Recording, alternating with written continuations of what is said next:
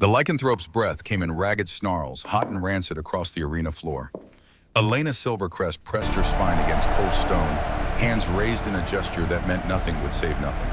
2,000 wolves ringed the pit above, hungry for blood, for justice, for the spectacle of death. The beast lunged. Golden light exploded from Elena's chest like a sun breaking through storm clouds. The lycanthrope stopped mid-leap, massive claws scarring stone with it. Its yellow eyes went wide. Then slowly its enormous head, dropped to its belly, pressed its scarred muzzle to the ground in absolute submission. The arena held its breath. Elena stared at the trembling monster before her, her mind unable to process what her eyes were seeing. This didn't happen. Lycanthropes didn't bow. They killed. That was their nature, their curse, their entire purpose for existing. But this one was bowing to her like she was royalty, like she was something sacred. 24 hours earlier, the kitchen knives gleamed in moonlight filtering through high windows.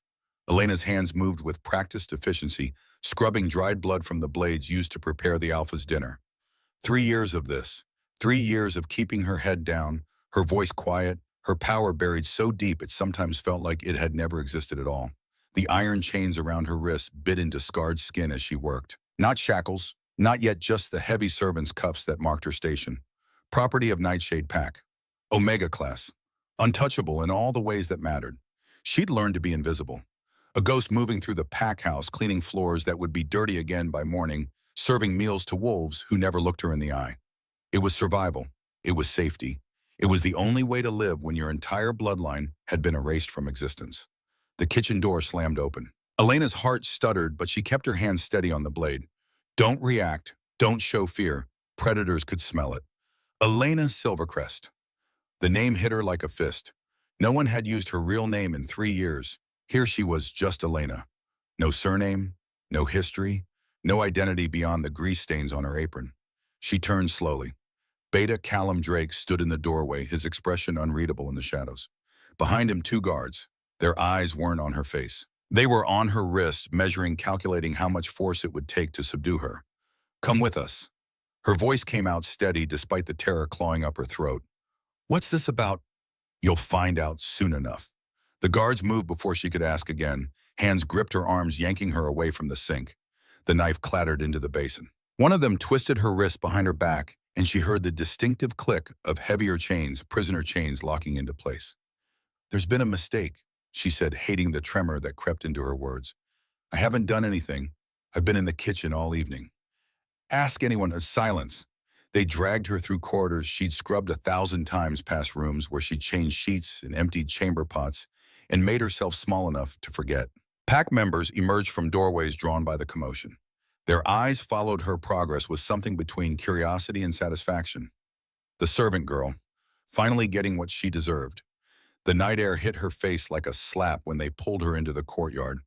The entire pack had gathered, hundreds of them forming a semicircle around the massive stone arena that rose at the heart of Nightshade territory. Torches blazed against the darkness, casting dancing shadows across faces she'd served dinner to just hours ago. None of them looked friendly now. Beta Callum climbed the steps to a raised platform. His voice carried across the assembled wolves with the authority of his rank. Elena Silvercrest, you stand accused of theft, deception, and crimes against the Nightshade bloodline. The world tilted. Elena's legs nearly gave out, but the guards held her upright, forcing her to face the crowd. This couldn't be happening. She'd been so careful. 3 years of perfection, of never drawing attention, of being exactly what they expected.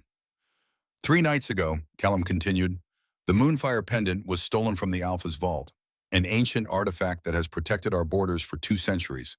The security wards detected your scent in the corridor outside. I clean that corridor every week. The words burst out before she could stop them. Of course my scent would be there. I'm a servant. I clean everywhere in the pack house. I never entered the vault. I swear it on my life. Your life is precisely what you'll be swearing. The voice cut through the noise like a blade through flesh. The crowd parted, and Elena's heart forgot how to beat. Alpha Marcus Ashford strode toward the arena with the kind of predatory grace that made prey animals freeze. 6.5 feet of pure dominance wrapped in human skin. Dark hair fell to his shoulders, and his eyes, God. His eyes were the color of molten amber, burning with an intensity that made her want to look away and step closer all at once. She'd seen him before. Everyone in the pack knew their Alpha. but she'd made it her mission to never be noticed by him, to fade into the background of servant life, where powerful men didn't look too closely. Now those amber eyes locked onto her and she felt stripped bare, exposed, like he could see every secret she'd buried in the darkest corners of her soul. The Moonfire pendant has protected this pack for 2 centuries, Marcus said, addressing the crowd, though his gaze never left her face. Without it, our borders are vulnerable. Our enemies could strike at any moment. If someone among us has betrayed the pack to steal it. He paused, letting the weight of his authority press down on everyone present. Then they will face the ancient judgment. I didn't take it, Elena whispered, but her voice was lost in the surge of the crowd's bloodlust. Then you'll have no fear of the trial, Callum said, gesturing to the guards. Take her to the cells. The cells, not the arena, not yet. She had time. She had time to figure out who was doing this to her, and why and how to prove her innocence before they fed her to whatever monster lived behind those iron gates. The cell was exactly what she expected: cold stone, rusted iron bars, a thin blanket that smelled of mold and despair. The guards shoved her inside and locked the door without a word. Their footsteps echoed down the corridor, fading into silence. Elena sank onto the stone bench and let her head fall into her hands. Think. She had to think. Who would frame her? Who even knew what she was? The answer came with a chill that had nothing to do with the temperature. Someone knew. Someone had discovered her identity, discovered that she was the last daughter of the Moonfire bloodline, and they wanted her dead. But why frame her? Why not just kill her outright? The Nightshade Pack had no love for her kind. If they knew what she was, they'd rip her apart themselves. Unless Elena, the whisper came from the shadows beyond the bars. Elena's head snapped up. Rosalind, her friend, materialized from the darkness, her round face pale with fear. Rosalind had been the only pack member to show her kindness in 3 years. They'd worked side by side in the kitchens, shared stolen moments of laughter over burned bread and spilled soup. Rosalind knew what it meant to be invisible. I'm so sorry, Rosalind breathed, her fingers wrapping around the iron bars. I'm so sorry.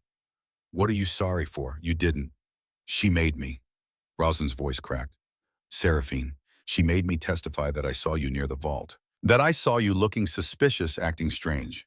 I didn't want to, Elena.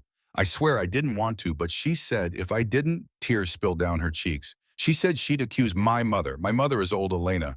She couldn't survive the arena. I had to stop. Elena reached through the bars and gripped Rosalind's hands. Stop. You're a victim too, I understand. You shouldn't forgive me. I condemned you. You saved your mother. That's what family does. Elena squeezed her friend's fingers, feeling them tremble. When this is over, when they realize I'm innocent, we'll figure out how to protect you both, I promise. But even as she said the words, doubt crept through her chest. When this is over, as if there was any guarantee she'd survive whatever judgment they had planned. Rosalind started to respond, but footsteps echoed down the corridor. She pulled back from the bars, eyes wide with terror. I have to go. I'm not supposed to be here. I needed you to know I'm sorry. I know. Go. Be safe. Rosalind disappeared into the shadows. The footsteps grew louder, accompanied by the rustle of expensive fabric. Elena stood, spine straightening despite the chains weighing down her wrists.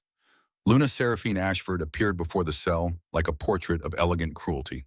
55 years had been kind to her in all the ways that money and power could buy. Her silver hair was swept into an intricate knot. Her gown midnight blue silk that probably cost more than Elena would earn in a lifetime of servitude. Her eyes were cold as winter frost. Tomorrow you die, Seraphine said pleasantly, as if discussing the weather. Just like your family. Elena's blood turned to ice. You know? Oh, darling, I've known for 6 months. Seraphine's smile was a razor blade wrapped in velvet. Did you really think you could hide here? The last daughter of the Moonfire bloodline cowering in my kitchens like a frightened mouse. I never hurt anyone. I kept my head down. I never used my power. Your power is an abomination. Seraphine's voice dripped poison. Tomorrow the lycanthrope will tear you apart while your entire pack watches. And when you're dead, when there's no one left to question, the Moonfire pendant will mysteriously reappear. I'll be the hero who recovered it. You'll be the thief who died for her crimes. Everything will return to order. She turned to leave her gown, whispering against stone. Your son, Elena called on. Marcus, does he know you're murdering an innocent woman? Seraphine paused. For a moment, something flickered across her face. Was it pain, grief? But then her mask of ice returned. Marcus will understand that I did what was necessary to protect this pack. He always does. Her footsteps faded, leaving Elena alone in the darkness. Sleep didn't come. How could it when morning meant death? Elena sat on the stone bench and let her mind drift back 6 years to the night that had stolen everything. She'd been 16 visiting her aunt in neutral territory. A diplomatic mission, her father had called it, though really it was just an excuse to get her away from pack politics for a week. She'd been having tea when the messenger arrived. His face was ash white, his clothes burned, his words barely coherent. They're all dead. Everyone. The whole pack. Gone. She'd run, stolen a horse and ridden through the night knowing it was foolish, knowing they were probably waiting for her too. But she had to see, had to know. The smell hit her first. Burning flesh and wood smoke, and something deeper, something wrong. Then the sight, her entire territory reduced to charred ruins. Bodies everywhere. Her father's corpse on the front steps still in his nightclothes, 3 arrows through his chest. Her mother's body curled around Elena's younger brother, as if she could protect him even in death. She'd stood there until dawn, memorizing every detail, letting the horror burn into her soul. This was what happened to her kind. This was what the world thought they deserved. Then she'd run again, changed her name, her appearance, her entire existence. Found the largest pack she could, one where a new servant wouldn't draw attention. Nightshade had been perfect, big enough to get lost in, far enough from her old territory to avoid recognition. 3 years of surviving, 3 years of burying her power so deep it sometimes felt like it had never existed. And tomorrow it would all end. The cell door clanged open with the dawn. Elena hadn't realized she'd dozed until rough hands yanked her upright. Different guards this time, their faces hard and unsympathetic. Time for your trial, servant. They dragged her through corridors that seemed longer than she remembered, past pack members who whispered behind their hands. She caught fragments of their conversations. Heard she's one of them. Moonfire bloodline, can you imagine? Good riddance, if you ask me. The morning air was crisp and cold. The arena loomed before her, somehow larger and more terrible in daylight. The crowd had grown overnight. Wolves from neighboring territories must have traveled to witness the spectacle. Nothing drew a crowd like a public execution. An older guard separated from the group, his weathered face creased with something that might have been sympathy. Elena recognized him, Aldrich Thornwood, one of the few pack members who'd ever spoken to her with basic courtesy. 7 days, Aldrich said quietly as they climbed the arena steps. The lycanthrope hasn't fed in 7 days. It'll be savage. Quick, at least. You won't suffer long. Elena's throat closed. That's supposed to be comforting. Best I can offer, girl. He paused. For what it's worth, I don't think you took that pendant. But the Luna wants blood, and what the Luna wants, the Luna gets, Elena finished. They reached the top of the steps. The arena spread before her like a mouth ready to swallow her whole. 30 feet in diameter, surrounded by smooth stone walls 12 feet high. Impossible to climb, no escape. Aldrich unlocked her chains and her wrists ached with sudden freedom. Listen, he said low enough that only she could hear. If by some miracle you survive this, I make a damn good apple pie. And Cherry, I'll owe you both. Despite everything, Elena found herself smiling.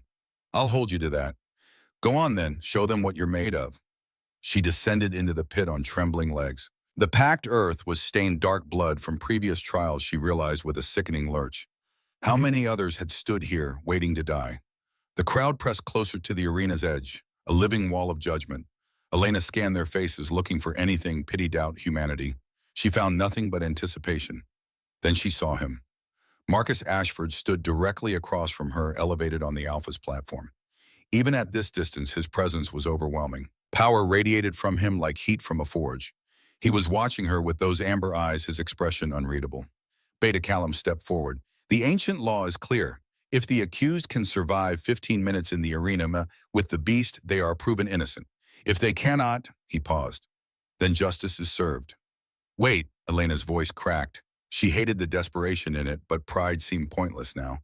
Please, I'm just a servant. I don't have any combat training. I can't fight a lycanthrope. You're sentencing me to death without even... Then you should have considered that before you betrayed your pack, Seraphine called from her position beside Marcus. Her voice was silk over steel. Guards released the beast. 2 guards moved toward a massive iron gate on the far side of the arena. The mechanism groaned as they cranked the wheel. Metal shrieked against stone. Elena backed toward the wall, her heart hammering so hard she thought it might shatter through her ribs. This was it. This was how she died. torn apart by a monster while her entire pack watched, accused of a crime she didn't commit. The smell hit her first, blood and rot and wild musk, the scent of something that had long since forgotten what it meant to be human. Then the sound, a low rumbling growl that came from the depths of the earth itself. The lycanthrope emerged from the darkness on all fours. It was bigger than any wolf she'd ever seen, bigger than should have been possible. Gray fur matted with dried blood covered massive shoulders bunched with muscle. Its muzzle was elongated, filled with teeth like daggers, and its eyes. Those eyes glowed sickly yellow in the shadows. Those eyes fixed on Elena, and the beast snarled. Saliva dripped from its jaws and thick ropes. Elena pressed herself against the arena wall. She could feel her wolf stirring inside that buried part of herself she'd kept locked away for 3 years. It sensed the danger. It wanted to surface, wanted to shift and fight. But she couldn't. If she shifted, if she revealed what she really was, if she showed them the power, it would be worse than death. So she stood frozen as the lycanthrope lowered its massive head into hunting posture. Its muscles coiled. Its breath came faster, hot clouds in the morning air. It was going to lunge, going to tear her throat out, going to end her before she even had a chance to scream. The beast gathered itself. Elena threw her hands up in a useless gesture of protection. The lycanthrope lunged, and golden light exploded from Elena's chest like a sun. The beast stopped mid-leap, its massive body going rigid. It landed just inches from her with enough force to crack the stone beneath its claws. For a heartbeat, nothing moved. The entire arena held its breath. Then slowly the lycanthrope's head lowered. Its ears flattened against its skull, and it dropped to its belly before Elena pressing its scarred muzzle to the ground in complete submission. The silence that followed was deafening. Elena stared at the creature prostrated before her, her mind struggling to catch up with her eyes. This wasn't real. Couldn't be real. Lycanthropes didn't submit. They killed. That was their nature, their curse. What? She breathed. What are you doing? The beast didn't move, didn't even lift its head. It lay there trembling, a low whine escaping its throat. Not a sound of threat, a sound of reverence. Impossible. Seraphine's voice drifted down from above, sharp with disbelief. It must be some trick, some deception. Silence. Marcus's command cracked like a whip. I want to see this. Elena's hands were still raised, still shaking. Slowly she lowered them. The lycanthrope remained motionless, its yellow eyes half closed, its breathing evening out to match hers. Something was happening, something she didn't understand. Her wolf surged again, pushing against the barrier she'd built, and she felt a pulse of power radiate from her chest. Warm, golden, utterly foreign. The lycanthrope whined again and pressed its head lower as if trying to make itself smaller before her. I don't understand, Elena said more to herself than anyone else. Why won't you attack? But even as she said it, something deep in her bones knew, recognized. This wasn't submission born of fear or training or magic tricks. This was something older, something primal. This was recognition of what she truly was. What manner of sorcery is this? Seraphine's voice had lost its elegant composure. The girl is using dark magic. She must have enchanted the beast. This proves her guilt. Remove her chains, Marcus interrupted. The crowd fell silent again. Even Callum stared at his Alpha in disbelief. Alpha with respect if she's using magic to control. I said remove her chains. 2 guards descended into the arena, their movements wary as they approached. The lycanthrope's head lifted slightly, its lips pulling back in warning, but it didn't move from its position of submission. Not until the guards unlocked Elena's shackles and backed away. The moment the iron fell from her wrists, the beast rose to its feet. Elena's breath caught. It moved with careful deliberation, keeping its body low and non-threatening, and it positioned itself between Elena and the guards, protecting her. I didn't do anything to it, Elena said, her voice gaining strength even as confusion overwhelmed her. I swear I've never seen this creature before. I don't know why it's... Show me your neck, Marcus said. His tone had changed. The command was still there, the authority of an alpha who expected obedience. But underneath it, something new. Curiosity. Perhaps even recognition. Elena's hand flew instinctively to her throat where her servant's collar had sat for 3 years. Beneath it, hidden from view, was the mark she'd protected above all else. The secret she'd rather die than reveal. I can't, she stammered. You can. Marcus was moving now, descending the arena steps with fluid grace that made her wolf whimper and press against her consciousness. And you will. Because that lycanthrope knows what you are, and I want to see it for myself. The pack pressed closer to the arena's edge, hungry for answers. The beast growled softly, still positioned between Elena and potential threats, its massive body a shield. Marcus stopped at the arena floor 10 feet from her. Up close, his presence was overwhelming. The sheer dominance radiating from him made every instinct scream to submit, to show throat, to acknowledge him as superior. But submission was the last thing she could afford. "Please," she whispered, "don't make me do this. I've lived quietly. I've hurt no one. I just want to—" "The Moonfire pendant was stolen 3 days ago." Marcus's voice cut through her plea. "That same night, our border wards detected an intrusion from the east. The Bloodfang pack has been testing our defenses for months. If they have the pendant, they will attack." He took a step closer. "I need to know who you are. Because that lycanthrope is bowing to you like your royalty. And in 3 years of you working in my pack house, I never once sensed what you're hiding. How could you?" The bitterness in her voice surprised even her. "You never looked at me." "No one did. That was the point. I'm looking now." The gentleness in his voice nearly broke her. She'd spent 3 years invisible, a ghost moving through the pack house, scrubbing floors and serving meals and keeping her eyes down, perfecting the art of being nothing, no one. But this moment in the arena, with hundreds watching and a lycanthrope at her feet and the most powerful alpha in the region asking to see what she'd hidden, there was no escape from this. Slowly, her hands trembling, Elena reached up and pulled down the collar of her servant's dress. The mark blazed across her skin like frozen lightning. A crescent moon cradled between two wolves rendered in silver that seemed to glow within her light. It covered the left side of her throat, beautiful and unmistakable.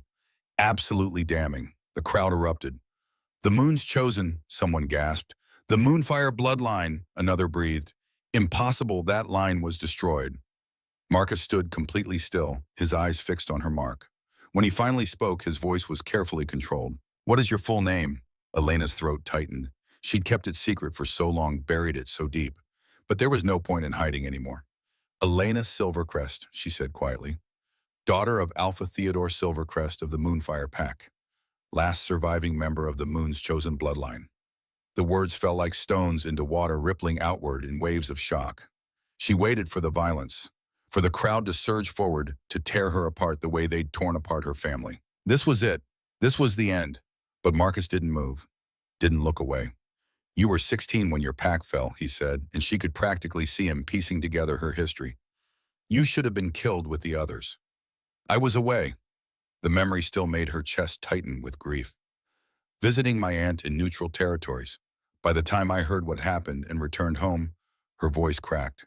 "There was nothing left, just ashes and blood and bodies." The lycanthrope pressed against her leg, offering wordless comfort. She reached down without thinking, her fingers tangling in its matted fur. It leaned into her touch like a starved creature, desperate for affection. "I knew what would happen if anyone discovered who I was," Elena continued, finding strength in the contact. "The packs who destroyed my family would hunt me down. Others would try to use me, force me to command their wolves and build them empires.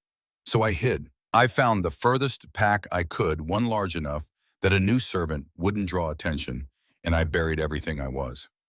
For 3 years, you scrubbed floors and served meals and pretended to be powerless." Marcus moved closer. The lycanthrope tensed but didn't intervene. He stopped just inches from her, close enough that she could feel the heat radiating from his body, could smell the pine and leather scent that marked him as dominant. "Look at me." It wasn't a request. It was a command spoken with enough alpha authority to make her wolf surge forward in automatic response. Elena lifted her eyes to his. The moment their gazes locked, something slammed into her chest with the force of a physical blow. Her wolf surged forward, howling with recognition and need and desperate longing. The world seemed to tilt, and she gasped as golden light exploded behind her eyes. "Mate." The word echoed through every cell of her body, undeniable and absolute. No, no, this couldn't be happening. Not now, not him. But Marcus's eyes had gone wide, his pupils blown, his breathing suddenly ragged. His hand shot out and gripped her arm, not painful but possessive, claiming. "You," he growled, and his wolf was right there in his voice, pushing to the surface. Don't." Elena yanked her arm back, stumbling away from him. "Don't say it, please." But it was too late. The mate bond had snapped into place between them, a golden cord of power and promise that she could feel thrumming with life. And from the looks on the faces of the pack members above, they'd felt the power surge too. "Mine," Marcus breathed. The single word carried enough dominance to make every wolf in the arena bare their throats in automatic submission. "You're my mate." "I can't be," Elena whispered, even as her traitorous body swayed toward him. "I'm nothing. I'm no one. I'm just... You're the last daughter of the most powerful bloodline in our history." Marcus closed the distance between them again, and this time she didn't retreat. Couldn't retreat. The bond pulled at her like a physical tether. "You carry the blessing of the moon goddess herself, and you're mine."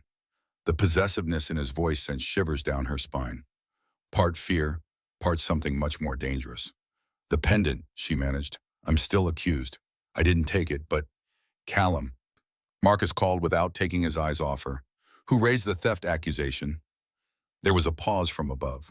When the beta spoke, his voice was tight with sudden understanding. "Luna Seraphine brought it to my attention, Alpha. She said she detected Elena's scent near the vault." Lena's blood ran cold. She turned her gaze to Seraphine, who stood at the arena's edge with her face twisted in barely concealed rage. Marcus turned slowly to face his mother. The temperature in the arena seemed to drop 10 degrees. "Mother," he said, and the word was edged with ice. "Would you care to explain how you came to suspect a servant girl of theft?" Seraphine's composure cracked for just a moment. Then her mask of elegant cruelty returned. "I was protecting our pack," she said coolly. "When I detected her scent near the vault, I investigated further. What I found was disturbing." She gestured dismissively at Elena. "The girl carries the mark of the Moonfire bloodline. The same bloodline that was destroyed for their attempts to dominate all wolf packs under their rule. Their power was an abomination, allowing them to strip free will from any wolf they chose." Her voice rose, addressing the crowd now. "Is that the kind of Luna you want for this pack? Marcus, a creature who could command your every move, control your thoughts, turn you into a puppet?" The crowd murmured uncertainty, rippling through them like wind through grass. Elena felt her heart sink. This was exactly what she'd feared. The prejudice, the lies, the historical propaganda twisted to make her kind seem like monsters instead of protectors. "That's not what our power was for," Elena said, her voice stronger now despite her fear.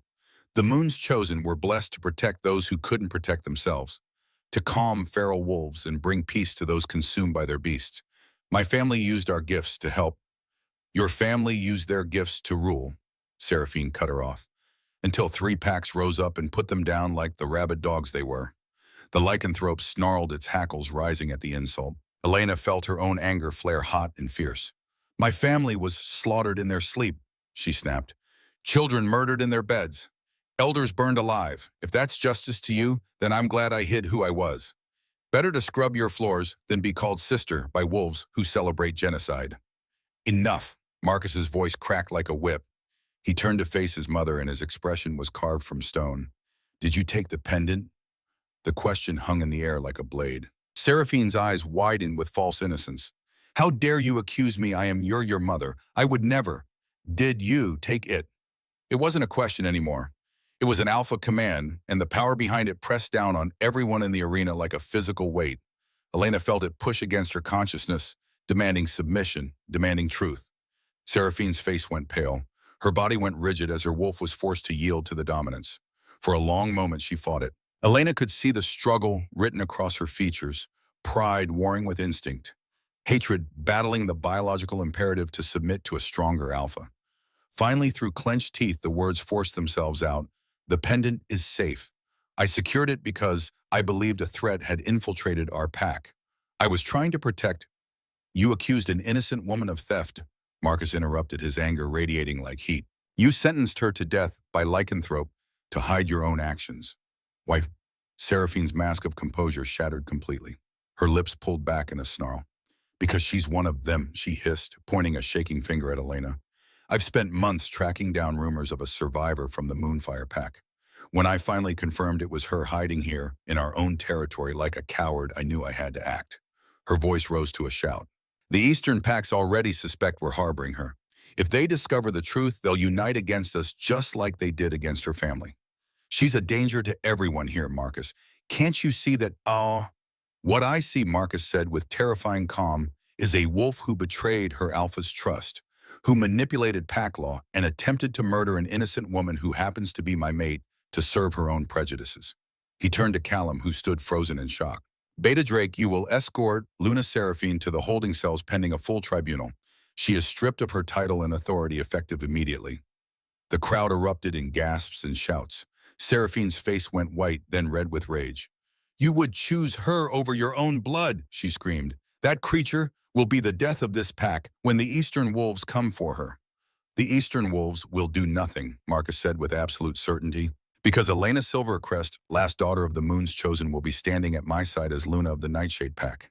And any wolf foolish enough to threaten her will answer to me." The declaration rippled through the assembly like a shockwave. Elena felt her knees weak and her mind reeling. Luna. He wanted to make her Luna. She swallowed hard. "I can't. I'm not ready. I don't know how to." Marcus crossed the distance between them in 2 strides. His hand came up to cup her face, tilting her chin, so she had no choice but to meet his burning gaze. "You've been ready for 3 years," he said softly, though his voice carried to every corner of the arena. "You've served this pack with loyalty and strength, while carrying a burden that would have broken most wolves. You've hidden your power to protect yourself, but I'm asking you now, stand with me. Let me protect you for once." His thumb traced the mark on her throat, and the touch sent electricity racing through her veins. The mate bond pulsed between them, warm and insistent and demanding to be acknowledged. "Everyone fears what I am," she whispered. "Your mother isn't the only one who thinks the Moonfire bloodline is dangerous." "Then we'll teach them the truth," Marcus replied. "Together." He leaned in closer, his forehead nearly touching hers. "But first you need to accept what we both know is real." His breath was warm against her skin. "Say you're mine, Elena. Say you accept this bond." Her wolf was howling, desperate for her to close the distance, to give in to the pull she'd been fighting since the moment their eyes met. Every instinct screamed at her to surrender, to take what was being offered. But fear still held her frozen. Fear of being seen. Fear of the power she carried. Fear of what would happen when the world learned the Moonfire bloodline wasn't as dead as everyone believed. The Lycan throat pressed against her leg again, its presence grounding. She looked down at the massive beast that had bowed at her feet, that had recognized her worth when everyone else saw only a servant. Then she looked back up at Marcus, at the male who'd stopped his pack from killing her, who'd defended her against his own mother, who was offering her not just survival but belonging. Maybe it was time to stop hiding. "I accept," she whispered. "I accept the bond. I accept you." The words had barely left her lips when Marcus's mouth crashed down on hers. The kiss was possession and promise wrapped into one. Marcus's hands framed Elena's face with a gentleness that contrasted the fierce hunger in the gesture. She felt the mate bond snap fully into place with a rush of golden light that made her gasp against his mouth. Power surged through her, his strength flowing into her veins, her blessing weaving around his wolf. 2 souls recognizing each other as halves of a greater whole. When they finally broke apart, both breathing hard, the entire pack was on their feet. Some cheering, others still uncertain, their faces shadowed with doubt. But Marcus didn't seem to care about any of them. His eyes were locked on Elena, like she was the only thing in the world that mattered. "Mine," he growled again, and this time she didn't argue. "Yours," she agreed, feeling something in her chest settle into place. Something that had been broken and lost for 6 years finally made whole again. The Alpha's quarters were nothing like the servants' dormitory Elena had called home for 3 years. Soaring ceilings, windows that stretched floor to ceiling, flooding the space with afternoon light. Furniture that looked like it belonged in a museum, all dark wood and soft leather. A bed god, the bed massive enough to sleep 4 people comfortably. Elena stood in the doorway, still wearing her servant's dress stained with arena dust, and felt completely out of place. "This is too much," she said quietly. "I can't." "You can." Marcus appeared behind her, his hand settling on her lower back. The touch sent warmth spreading through her body. "These are our quarters now, yours and mine. This morning I was scrubbing the floors of this hallway." The absurdity of it made her laugh, though the sound came out slightly hysterical. "Now I'm supposed to live here. Life comes at you fast." His lips quirked in a small smile. Then his expression grew serious. "But Elena, I meant what I said in the arena. You don't owe this pack anything beyond what you're willing to give. Your gift, your story, your past, you share those on your terms. No one will force you to be anything you're not ready to be." The consideration, the respect for her boundaries made her love him even more. And wasn't that terrifying? She'd known this man for all of 2 hours, and already the mate bond had woven itself so deeply into her heart that the thought of being without him physically hurt. "I want to help," she said. "I want to show everyone what the Moonfire bloodline really stood for. But I'm scared." She turned to face him. The Eastern Pax won't just let this go. They'll see me as unfinished business. Then they'll learn what it means to threaten a Nightshade Luna. Marcus pulled her close, his chin resting on top of her head. I have alliances they don't, warriors they can't match, and a mate whose very presence terrifies them because she represents everything they tried to destroy. A knock at the door interrupted them. Marcus tensed his body, shifting into protective mode, but Elena recognized the scent. It's Aldrich, she said softly. Marcus relaxed slightly and called, enter. The older guard stepped inside carrying a wooden tray covered with a cloth. His weathered face creased into a genuine smile when he saw Elena. Made good on my promise, he said, setting the tray on a side table. Apple and cherry, both. Elena's throat tightened with unexpected emotion. Such a small gesture.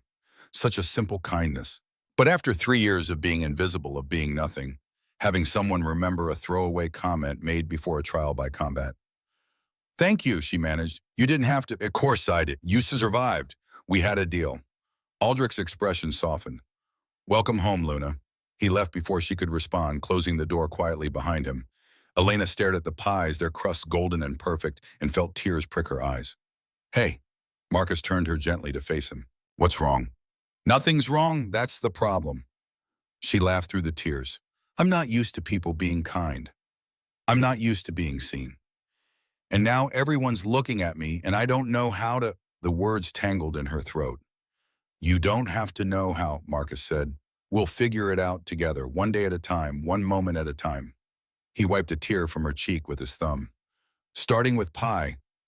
When was the last time you ate? Elena couldn't remember. Yesterday, the day before time had become a blur of fear and adrenaline. They ate the pie sitting on the floor by the windows, the afternoon sun warm on their faces. Marcus made her laugh with stories about pack politics, about the ridiculous requests he received as Alpha, about the time a visiting dignitary brought him a gift of 6 peacocks that had terrorized the territory for a month. For a few stolen hours, Elena let herself forget about Eastern coalitions and ancient bloodlines and the weight of expectations. She let herself just be a woman sharing pie with her mate, learning the shape of his smile and the sound of his laugh. But reality couldn't be held at bay forever. 3 days passed in a strange liminal space between Elena's old life and her new one. The pack members didn't know what to make of her. Some kept their distance, their fear of the Moonfire bloodline stronger than their loyalty to their Alpha's choice. Others watched her with cautious curiosity, waiting to see if she'd prove herself worthy or confirm their worst suspicions. Elena spent her days in the Alpha quarters, still adjusting to the silk sheets and the endless food and the freedom to move without chains. Marcus had responsibilities, pack business that couldn't be delayed, so she was often alone. Except for the lycanthrope. The beast had followed her from the arena and taken up residence outside her door. It wouldn't let anyone pass without Marcus's scent on them. Even Aldrich had to coax it aside with fresh meat just to deliver meals. On the 4th morning, Elena made a decision. She couldn't hide in these quarters forever. And that lycanthrope, that tortured creature, needed her help. She found Marcus in his office, buried in correspondence. He looked up when she entered, his expression softening immediately. Good morning. I want to heal it, Elena said without preamble. The lycanthrope, I want to trouble him. Marcus set down his pen. That's dangerous. We don't know how stable the creature is or if it bowed to me, it protected me. There's something there, Marcus. Something human still fighting to get out. She moved closer to his desk. My father used to say that our gift wasn't meant to control wolves. It was meant to bring them home when they got lost. That lycanthrope is lost. I want to help it find its way back. He studied her for a long moment. Then he stood and came around the desk, taking her hands in his. I won't stop you, but I'm staying with you while you work. If anything goes wrong, nothing will go wrong. Promise me you'll be careful. I promise.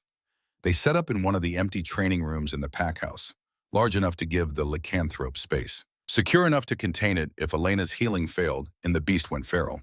The lycanthrope entered warily, its yellow eyes locked on Elena. Up close in good light, she could see the scars covering its body. Dozens of them. Hundreds. This creature had suffered. It's all right, Elena said softly, lowering herself to sit cross-legged on the floor. I'm going to help you, but you have to trust me. Can you do that? The beast made a low sound in its chest, not quite a growl, not quite a whine. It took a tentative step forward, then another until it was close enough for Elena to touch. She reached out slowly, letting her fingers brush the matted fur on its head. The lycanthrope flinched but didn't pull away. Elena closed her eyes and reached for her gift, the power that had terrified her for so long, the blessing that had gotten her entire family killed. She'd kept it locked away for 3 years, buried so deep it sometimes felt like it had never existed. But it had always been there, waiting, patient. She let it rise. Golden light bloomed from her chest, warm and gentle. It flowed down her arms, through her fingertips, into the lycanthrope's consciousness.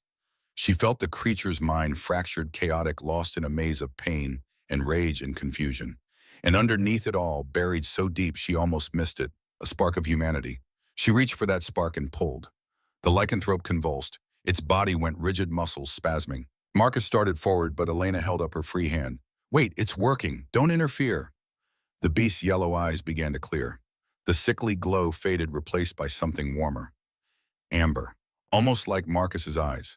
Elena poured more power into the connection, weaving golden threads through the lycanthrope's shattered psyche, soothing the jagged edges, calming the storms, building bridges between the human and the beast. The transformation took hours. The lycanthrope trembled and whined, its body shifting between forms, sometimes more wolf, sometimes more human, never quite settling. Elena's power drained steadily, but she didn't stop. Couldn't stop. She could feel the man trapped inside, fighting to get out. Finally, as the sun began to set outside the windows, the lycanthrope gave one final shudder and collapsed. Marcus was there in an instant, pulling Elena back, putting himself between her and the fallen creature. But Elena pushed past him, dropping to her knees beside the lycanthrope. Except it wasn't a lycanthrope anymore. It was a man. He lay on his side, his body covered in scars but fully human. Dark hair matted with sweat, face gaunt from years of starvation and suffering. But human, alive. His eyes fluttered open, amber like Marcus, like Pac, and focused on Elena's face. His lips moved, forming words that came out broken and rough from disuse. "Mother, where's Mother?" Elena's heart stopped. She looked up at Marcus, saw her own shock reflected in his face. "What did you say?" Marcus asked, his voice tight. The man's gaze shifted to Marcus, and something flickered in his expression. Recognition. "Marcus, little brother." His voice cracked. How long?" Marcus went white.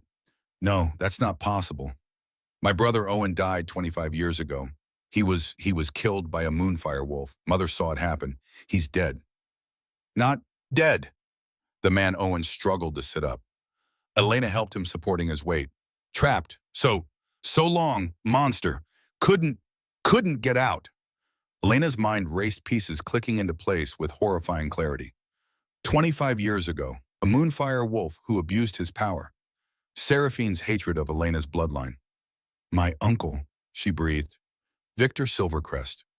He was the one, wasn't he? He dominated you, forced you to—" She couldn't finish the sentence. Owen's face twisted with remembered anguish. "Made me attack Pac. Couldn't stop. Wanted to die, but body wouldn't obey. Mother tried to save me. I told her kill me, but I changed, became that thing." Marcus staggered back, one hand bracing against the wall. "All this time, you've been alive all this time. And Mother," his voice broke, "Mother thought you were dead, thought a moonfire wolf had killed you." "Not killed." Owen's amber eyes filled with tears. "Worse, turned me into monster. Lost myself. Lost everything." Elena felt her own tears spill over. Her uncle had done this. Her own family had caused this suffering, had created the very thing that fueled Seraphine's hatred. "I'm so sorry," she whispered. "I'm so sorry for what my uncle did to you. My father executed him for his crimes, but that doesn't undo—" Her throat closed. Owen reached out with a shaking hand and touched her face. Not your fault. You brought me back. Gave me myself again."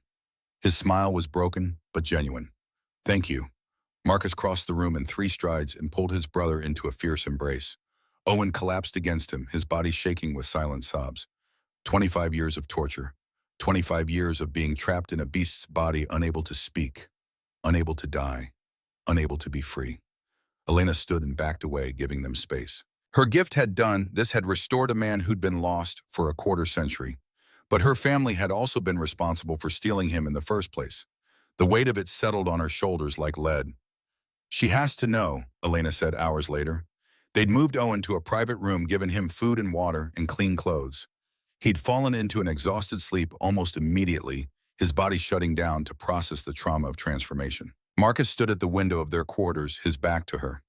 My mother is scheduled for execution in 2 days for attempting to murder you. I know, but she deserves to know her son is alive, that he's been returned to her. Elena moved to stand beside him. Marcus, she did it because she thought the Moonfire bloodline had taken her son. She spent 25 years hating my family for something she believed we did. A crime your family did commit, Marcus said quietly. Your uncle was executed by my father for his abuse of power. The Moonfire bloodline punished its own, but Seraphine didn't know that. Elena took his hand. I'm not saying what she did was right. She still deserves punishment for trying to murder me, but she also deserves to know the truth. Marcus turned to face her, his expression conflicted. You're asking me to give her hope, to show her that her son is alive, and then still punish her for her crimes. I'm asking you to give her closure, to let her heal the way Owen is healing. Elena squeezed his fingers. Hate consumed her. It turned her into someone who could justify genocide, who could try to kill an innocent woman. But maybe if she sees that Owen is alive, that the Moonfire gift can heal instead of destroy, maybe she can start to let go of that hate. You're more forgiving than I could ever be. I'm not forgiving. I'm trying to break a cycle. Elena looked up at him. My family died because of hate, because packs were so afraid of our power that they united to destroy us completely. Seraphine perpetuated that hate, tried to destroy me for the same reason. But if we can show all of them, that our gift is meant to heal, not harm, maybe we can stop the cycle. Maybe we can build something better.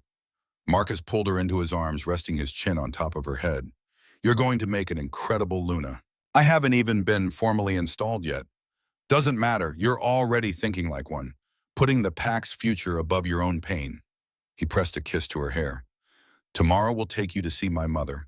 You can tell her about Owen. But Elena, he pulled back to look at her.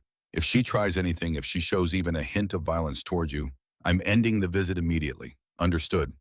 Understood. The holding cells beneath the pack house were nothing like the cell Elena had occupied before her trial. These were designed for long-term imprisonment, small stone rooms with proper beds and minimal amenities. Seraphine sat on her cot, her silver hair still immaculate despite her circumstances, her posture perfect even in disgrace. She looked up when the guard opened the door and her expression hardened when she saw Elena. Come to gloat, Seraphine's voice was ice. No. Elena stepped inside Marcus, a solid presence at her back. I came to tell you something. Something you deserve to know. Seraphine's eyes narrowed. I don't want anything from you. Your son is alive. The words hung in the air like a bomb waiting to detonate. Seraphine went perfectly still. What did you say, Owen? Your son. He's not dead. He never died. Elena moved closer to the bars. 25 years ago, my uncle Victor Silvercrest dominated him. The trauma triggered a transformation. Owen became a lycanthrope, the one from the arena. I healed him yesterday. Seraphine's face had gone white. You're lying. This is some trick. It's the truth, Marcus said quietly. I've seen him, spoken with him. Mother Owen is home. Seraphine's legs gave out. She collapsed to her knees, her perfect composure shattering. Owen, she gasped. My Owen, my baby boy. My father executed Victor for what he did, Elena said. The Moonfire bloodline punished its own. Seraphine looked up, her face streaked with tears. I helped them. I helped murder your family because I thought. Her voice broke. I know, Elena said quietly, and you'll still face punishment for what you did to me. But Owen is alive, and he wants to see you. Seraphine stared at her, incomprehension written across her features. Why would you give me this? Because Owen deserves to have his mother back. Elena's voice strengthened. I'm going to ask Marcus to allow you one visit before your tribunal. Marcus stepped forward. The visit will be supervised, and if you make any move that threatens Elena, it ends immediately. I understand. Seraphine's voice was barely a whisper. When tomorrow afternoon. Marcus's expression was unreadable. You have 24 hours to prepare yourself. They left Seraphine kneeling on the cell floor, her mask finally completely shattered. The next afternoon, Elena stood outside Owen's recovery room and took a deep breath. Inside, she could hear Marcus speaking quietly with his brother. She'd spent the morning with Rosalind in the kitchens, teaching the younger woman how to make her mother's honey bread. It had felt good to be back in familiar territory. Rosalind had apologized no less than 15 times until Elena finally hugged her and said, You're my sister now. Sisters forgive each other. Now facing the reunion she'd orchestrated, Elena felt her courage waver. The door opened. Marcus emerged, his expression soft. He's ready. Are you sure you want to be there for this? I'm sure, They entered together. Owen sat in a chair by the window, looking more human than he had yesterday, but still gaunt and scarred. When he saw Elena, his face split in a genuine smile. There she is, my savior. Don't. Elena felt her cheeks warm. I just did what needed to be done. You gave me my life back. Owen stood carefully. That deserves more than modesty. A knock at the door made them all turn. The guard entered, followed by Seraphine. She looked smaller than Elena remembered. Her silver hair was down, falling around her shoulders. Her eyes were red-rimmed from crying. Those eyes locked onto Owen, and a sound escaped her throat, half sob, half gasp. Mother. Owen said, his voice thick with emotion. Seraphine crossed the room in 3 strides and pulled her son into her arms. He collapsed against her, and they stood there, holding each other, both crying too hard to speak. Elena felt Marcus's hand find hers. This was right. Whatever punishment Seraphine faced this moment was right. After long minutes, Seraphine pulled back her hands, framing Owen's face. I thought you were dead. All these years I thought... She couldn't finish. I know. Owen's thumb brushed away her tears. But I'm home now. Because of her. He glanced at Elena. Seraphine's gaze followed his. For a moment, her expression flickered with old hatred, but then it crumpled into grief, shame, regret. I tried to kill you, she said to Elena. I know. How can you stand there without hate? How can you give me this when I took everything from you? Elena stepped forward. Because hate destroys us all. Because you lost your son and it broke you. Because my father used to say our gift was meant to heal. So that's what I'm choosing to do. Seraphine stared at her for a long moment. Then slowly she sank to her knees. I'm sorry, I know it's not enough, but I'm so sorry. This is a start, Elena said gently. Owen helped his mother stand. Tell me, he said. Tell me everything I missed. They spent the next hour talking. Seraphine told Owen about Marcus growing up, about pack politics, and all the mundane details of a life lived while he was trapped. Owen listened with hunger in his eyes. Elena and Marcus stood by the window, giving them space. Finally, the guard cleared his throat. Time's up, Luna. Seraphine stiffened. She looked at Marcus, then at Elena. What happens now? Now you face trial, Marcus said. A council of elders will preside. Seraphine nodded slowly. She turned to Owen, cupping his face one more time. I love you. I never stopped. I know, Mother. He pressed a kiss to her forehead. Be strong. I'll be waiting when it's over. The guard led Seraphine from the room. Owen watched her go, his expression a mixture of joy and sorrow. 5 years exile is likely, Marcus said quietly, but you'll be able to visit. 5 years where she can heal, Owen said. He turned to Elena. Thank you for giving me that chance. Elena just nodded. The next week passed quickly. Owen's recovery progressed. He attached himself to Elena like a shadow, insisting on being present whenever she used her gift, because she was using it now, every day. Marcus had spread word that Elena was willing to heal feral wolves. The first was a young woman from a neighboring pack caught in a half shift for 3 months. Elena worked with her for 2 days. When the woman finally shifted cleanly, her pack brought gifts and pledges of alliance. Then came others. An older male feral for a year, twin brothers cursed by a witch, a child whose wolf had emerged too early. Elena healed them all. Her confidence grew. The power she'd feared became familiar, controllable. And with Marcus at her side, she found strength she hadn't known she possessed. The pack's attitude shifted too. Fear gave way to respect. Respect became admiration. By week's end, even skeptical pack members admitted their alpha's mate was nothing like the propaganda suggested. One evening, Elena hosted dinner in the alpha quarters. She'd insisted on cooking herself. The table was crowded with pack elders. Aldrich regaled everyone with stories about Elena's first days as a servant. Rosalind sat beside Elena grinning, and Owen sat across from Marcus, the two brothers rebuilding a relationship stolen 25 years ago. It felt like family. Found family built from broken pieces. Marcus caught Elena's eye across the table and smiled. Mine. Yours? She smiled back. Later, after everyone left, Marcus pulled her into his arms. You're extraordinary, he murmured. Do you know that I'm just doing what I was meant to do? You're changing this pack, changing how wolves see your kind, changing everything. He pressed a kiss to her temple. I'm so proud of you. Elena melted into his embrace, letting herself feel safe, loved, home. Then came a knock at the door. Marcus tensed. It's late. Who? Alpha. The voice was urgent, a runner breathing hard. There's a messenger at the border from the Eastern Coalition. Elena's blood ran cold. She and Marcus exchanged glances. Marcus opened the door. The young wolf stood there, face pale. They're requesting a parley. The three alphas of the Eastern Coalition want to meet with you. With both of you. His eyes flicked to Elena. They said they know about her. About what she is, and they want to talk. Elena's hands started shaking. The packs that had murdered her family. They knew she was alive.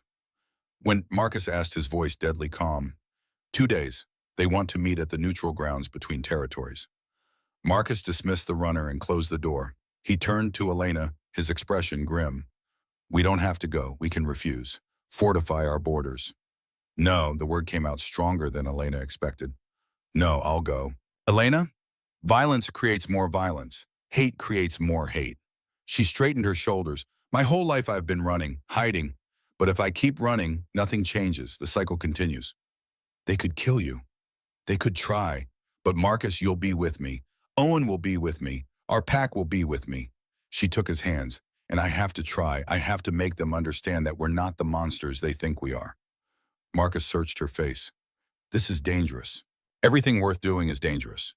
If you believe this is right, I'll stand beside you. But if anything goes wrong, I'm getting you out. Understood?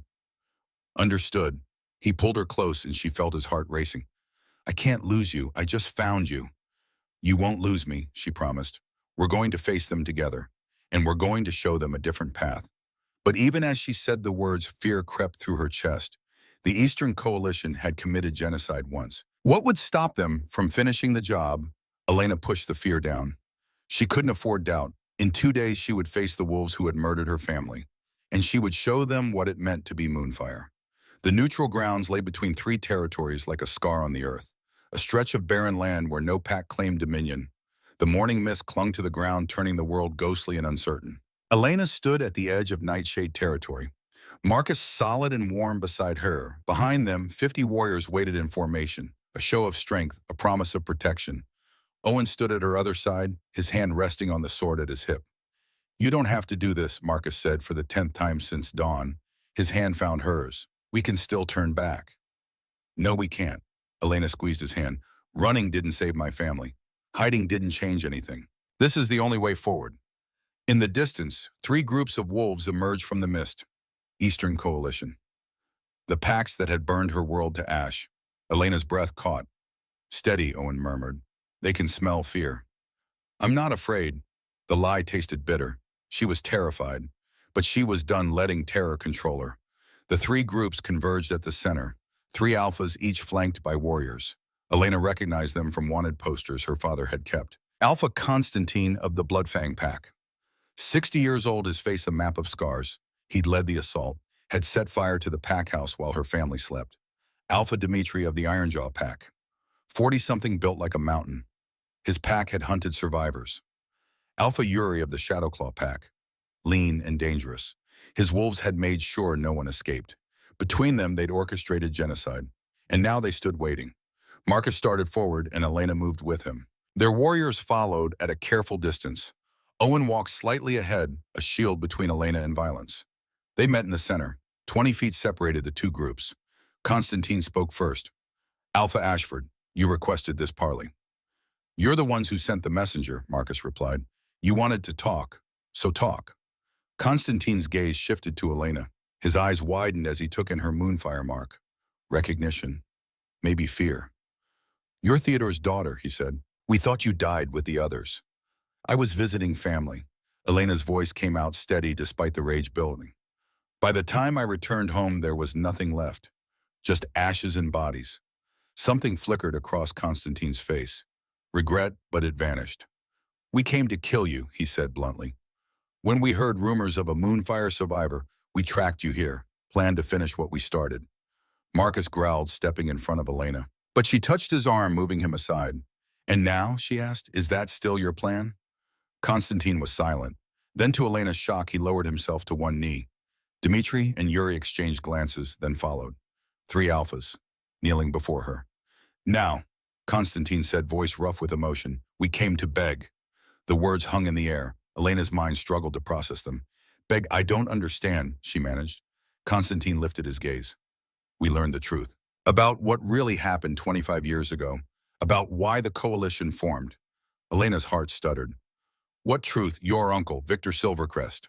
Constantine's jaw tightened. We thought the entire Moonfire bloodline was using their power to dominate other packs. We believed every Moonfire wolf was a threat. That's what you told yourselves to justify genocide. Elena said, fury sharp in her voice. Yes, the admission came from Dmitri. It's what we told ourselves, what we needed to believe. But 6 months ago, we captured one of Victor's victims, a wolf dominated 25 years ago who finally broke free. He told us the truth. Yuri continued. Victor Silvercrest acted alone. For 3 years, he terrorized our packs. Dominated wolves forced them to commit atrocities. He killed dozens, destroyed families. But he was one wolf, one rogue, not your entire bloodline. My father executed him, Elena said quietly. Executed his own brother for his crimes. The Moonfire bloodline punished its own. We had laws. We had honor. We know that now. Constantine's weathered face was etched with anguish. Theodore Silvercrest was a good alpha, a fair leader. He killed his own brother to protect other packs. And he swallowed. We repaid him by murdering his entire family, by burning children in their beds, by slaughtering elders who'd spent their lives healing. The confession settled over the grounds like a shroud. Elena felt tears burning, but she refused to let them fall. Why, the word came out broken. If you know the truth now, why come here? Because we're monsters, Constantine said simply. Because we committed genocide based on lies and fear. Because we destroyed something precious, a bloodline blessed by the moon goddess, and the world is darker for it. He reached into his coat and pulled out a small wooden box. Opened it with shaking hands. Inside was a pendant, silver and moonstone glowing faintly. We recovered this from Victor's belongings, Constantine continued. A Moonfire artifact. We've been searching for you for months, hoping to return it, hoping to beg forgiveness for the unforgivable. Elena stared at the pendant. She recognized it from family portraits. Her great-grandmother had worn it, a symbol of the Moonfire covenant with the moon goddess. Marcus's hand found her back, steadying her. Owen moved closer. Could she forgive this? You can't undo what you did, Elena said, voice trembling. You can't bring back my father, my mother, my brother, the children you murdered. Tears spilled down her cheeks. You can't give me back the 6 years I spent hiding, running, terrified. We know, Constantine whispered. We know we can't undo it, but we can try to build something better. We can make sure no other bloodline is destroyed out of fear. We can honor those we killed by protecting what remains. You want absolution, Elena said. We want to be better than the monsters we became. Dmitri spoke, his frame somehow diminished. We came expecting to die, expecting you to use your power to dominate us, to prove we were right to fear you. And we would have accepted it, because we deserve whatever punishment you choose. Elena's mind whirled. The wolves who destroyed her family kneeling before her, admitting their crimes, offering penance. But what penance could ever be enough? She thought about her father, about the lessons he'd taught, about the covenant the Moonfire bloodline had made centuries ago, to heal, to protect, to bring peace, to break cycles instead of perpetuating them. Stand up, she said quietly. The 3 alphas rose slowly. Elena took a deep breath. You're right. You are monsters. What you did was unforgivable. You murdered innocents based on one rogue wolf's actions. You committed genocide and called it justice. Constantine flinched, but didn't look away.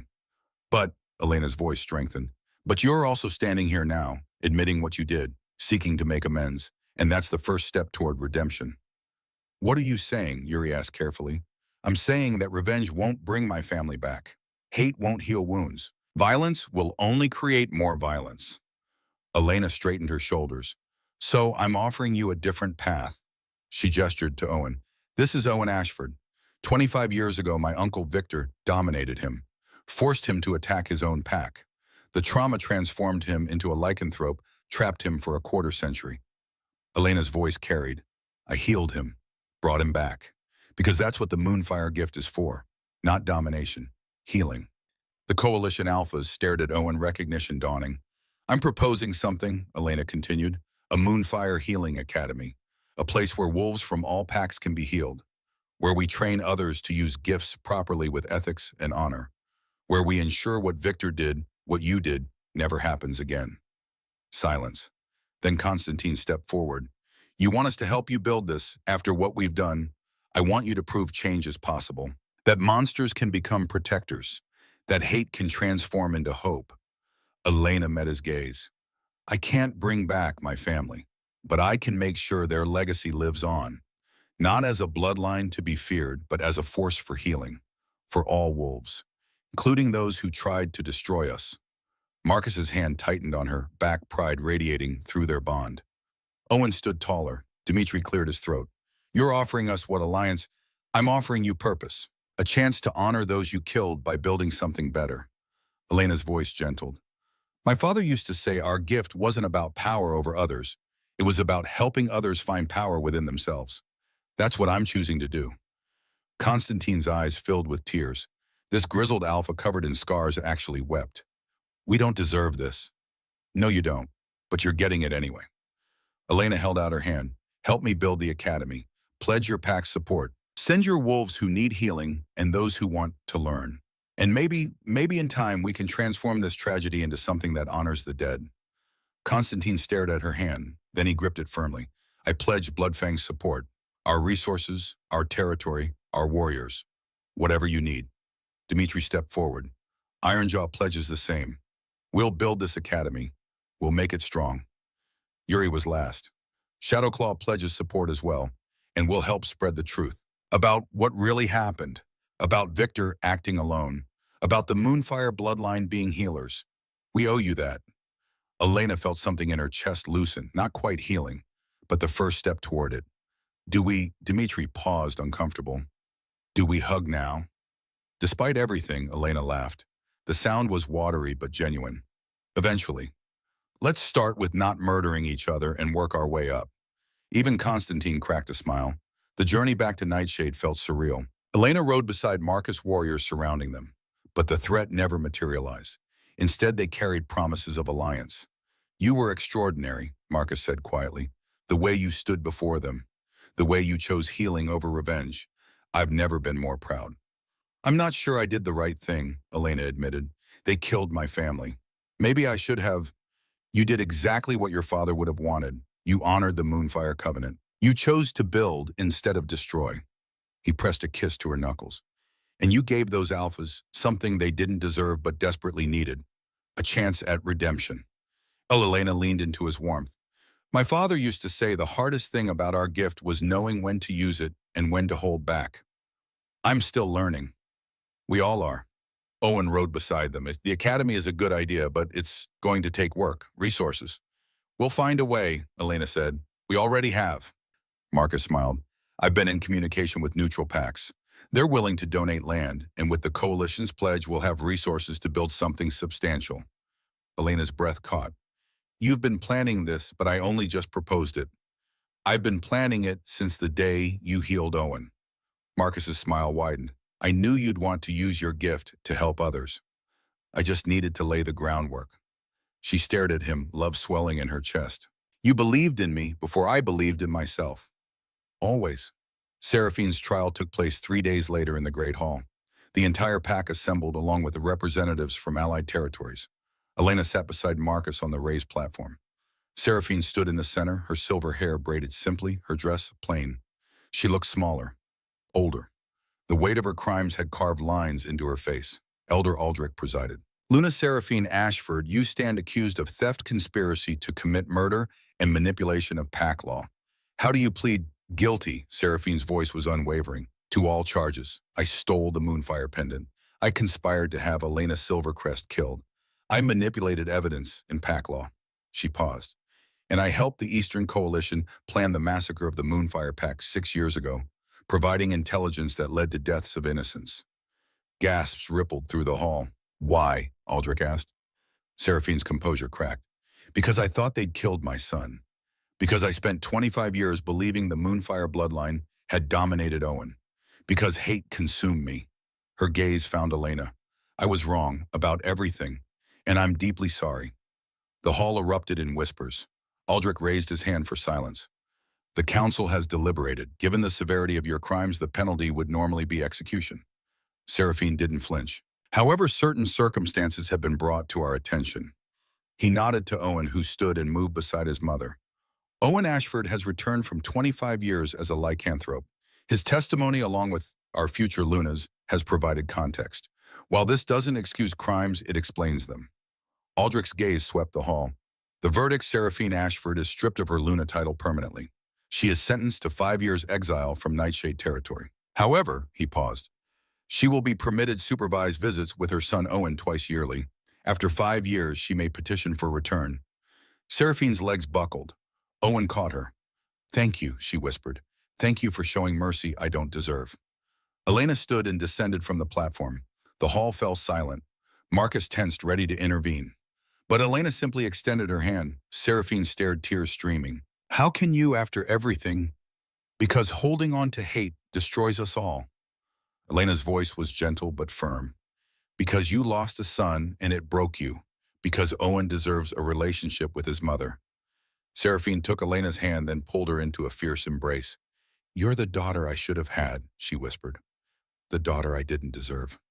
Elena hugged her back, feeling the older woman shake. This wasn't forgiveness. The wound was too deep. But it was the beginning of healing. When they pulled apart, Seraphine addressed the hall. I want everyone to know the Moonfire blood was never what we feared. Elena Silvercrest is everything we should aspire to be. She showed me mercy when I showed only cruelty. She chose healing when I chose hate. If you reject her as your Luna, you reject the best chance this pack has for a better future. The hall erupted in cheers. Pack members rose, shouting approval.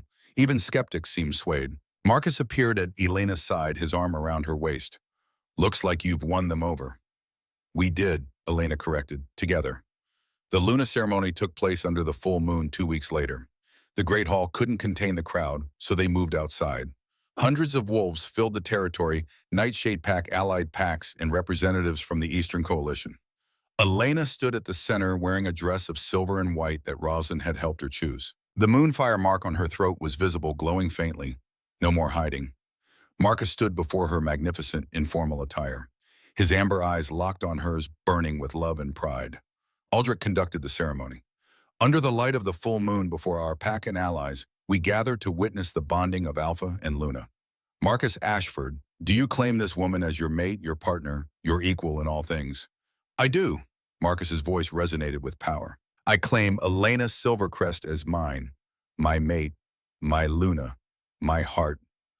Elena Silvercrest, do you accept this claim? Do you pledge yourself to this pack to lead alongside your Alpha, to protect and serve those under your care? Elena's voice rang clear. I do. I accept. I pledge myself to Nightshade Pack, to honor the Moonfire Covenant, and to stand beside Marcus Ashford all my days. Marcus stepped forward, his hand cupping her face. Mine, he murmured. Yours, she whispered back. He lowered his head and marked her, his teeth breaking skin at the junction of her neck and shoulder. The pain was sharp and sweet, and the mate bond blazed to full completion. Elena gasped as power surged through her, Marcus's strength merging with her Moonfire gift.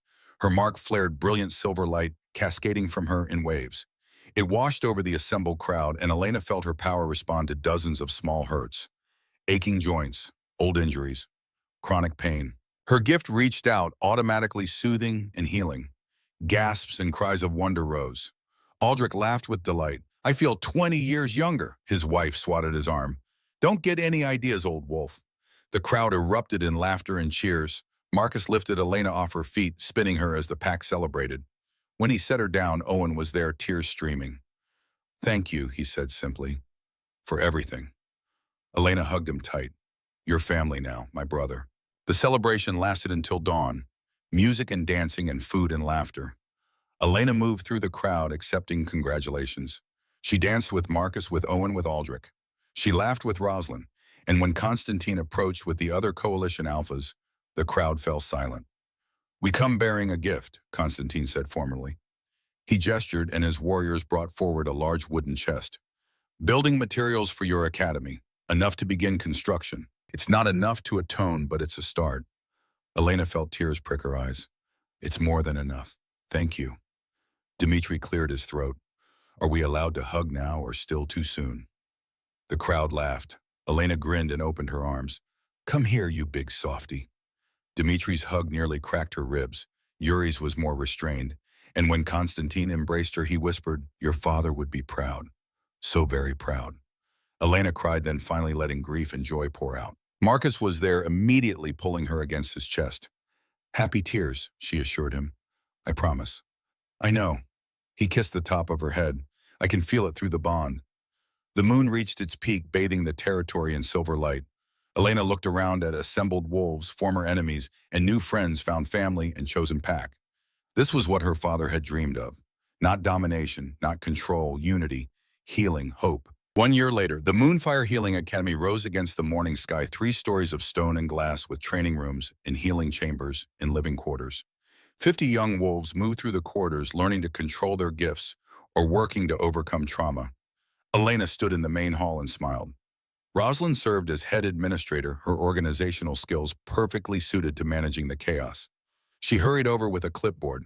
Elena, the delegation from the Western Territories just arrived. 5 more students and medical supplies. Excellent. Get them settled in the East Wing. Elena smiled. You're doing amazing work, Rosie. I learned from the best. Rosalind hugged her quickly. Oh, and Marcus is looking for you. Something about taking it easy. Elena laughed and made her way through the corridors, greeting students and staff. The academy had exceeded every expectation. 12 packs now sent wolves for healing or training. Former enemies worked side by side. She found Marcus in her office, his expression caught between concern and amusement. You're overdoing it again. I'm fine. You're 8 months pregnant with twins and working 12-hour days. That's not fine. But he was smiling as he pulled her into his arms. You promised to cut back. I promised to try. Elena rested her head against his chest. How did you know I was tired? Mate Bond. His hand joined hers on her swollen stomach. They're getting stronger. Active today. They never stop moving. Elena smiled. The healer says 1 more month. 1 month until our lives change forever. Marcus pressed a kiss to her hair. Are you ready? No, but I'm excited anyway. A knock interrupted them. Owen poked his head in. Sorry, but Seraphine's here. Elena's breath caught. Seraphine had been in exile for a year. This would be her second visit. Send her in. Seraphine entered, looking softer than Elena remembered. Exile had changed her. The hardness melted away. I know I'm early for my scheduled visit, she said quietly, but I had to come. To tell you in person. Tell me what. Seraphine's eyes filled with tears. I'm dedicating my exile to making amends. Working with the coalition to spread the truth about the Moonfire bloodline. To undo the propaganda. Elena felt her own tears rise. Seraphine, I have to try. Seraphine approached carefully. Her gaze dropped to Elena's stomach and she smiled. Twins! Marcus, you're going to be a father. Those children are blessed to have you both. Elena stepped forward and hugged her. Seraphine stiffened, then melted into the embrace. Thank you, Elena whispered, for trying, for changing. Thank you for showing me it's possible. When they pulled apart, Owen was there with tissues. Mom's been crying a lot lately. It's kind of nice. They spent time together talking about the academy and Seraphine's work. When she finally left, Elena felt lighter. She's really changing, Marcus observed. People can change, Elena agreed, if they're given the chance. That evening, Marcus and Elena stood on the academy balcony, watching sunset over the training grounds. Students practiced below. Owen led a combat class. Rosalind hurried past with another clipboard. Elena rested her hands on her swollen belly, feeling the twins move beneath her palms. In 1 month, there would be 2 new wolves added to this family. 2 children who would grow up in a world where the Moonfire bloodline meant healing instead of fear, where different packs could unite, where love was stronger than hate. Marcus wrapped his arms around her from behind, his hands covering hers on her stomach.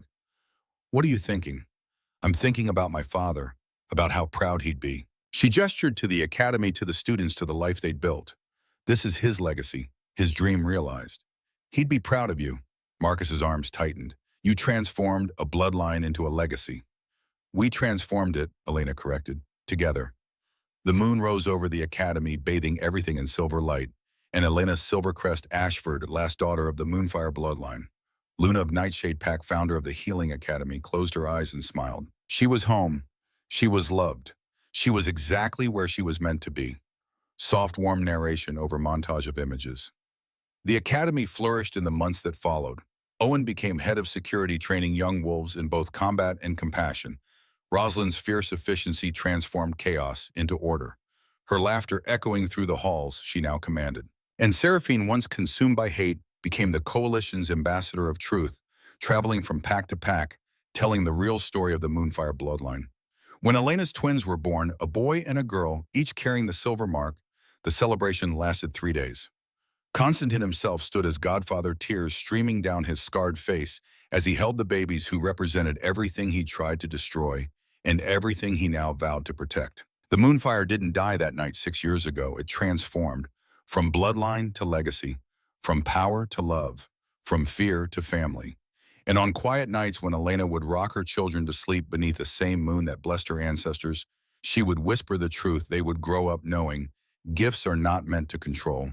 They're meant to heal, to protect, to bring light to the darkest places and hope to the most broken hearts. The Moonfire bloodline didn't end with her. It was just beginning.